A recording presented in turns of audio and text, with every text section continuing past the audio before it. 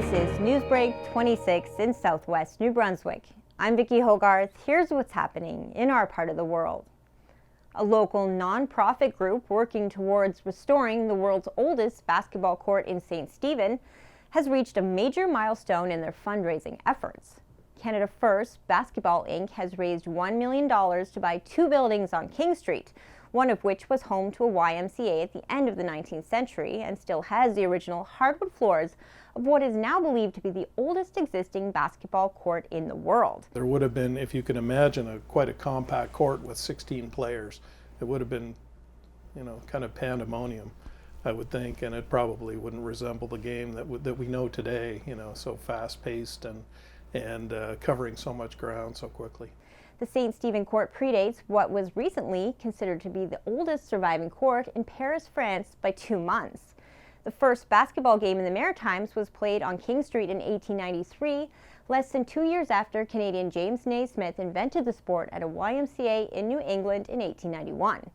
In September 1893, a man named Lyman Archibald, who had played in the first ever basketball game organized by Naismith in Massachusetts, was appointed the Recreational Director of the St. Stephen YMCA, bringing a sport invented by a Canadian across the border into the Maritimes. The first ever international game was notably played on the court when a team from Kallus, Maine, played against local Charlotte County players on their home turf in 1893. Aside from being home to the local YMCA back at the turn of the century, the former basketball court building has been home to many businesses over the past 120 years, including Parsons Printing House and most recently the St. Croix Vocational Center thrift store, which agreed to move to accommodate the restoration project. The basketball court was rediscovered on the second floor in 2010 after a small fire led to the removal of carpeting that unveiled the historic gem. In investigating the rooms, whether they were affected or not by the fire, the court that we're standing on was unearthed.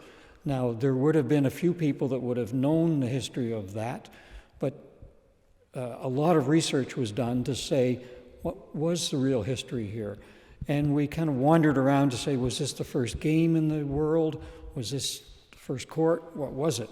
And the outcome of that research says that this is the oldest existing basketball court in the world.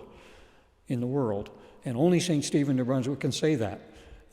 There were older courts, but they have since been destroyed or burned down or torn down for various reasons. The discovery of the court ignited interest in restoring not only the original court, but also reclaiming St. Stephen's place in the history of the sport.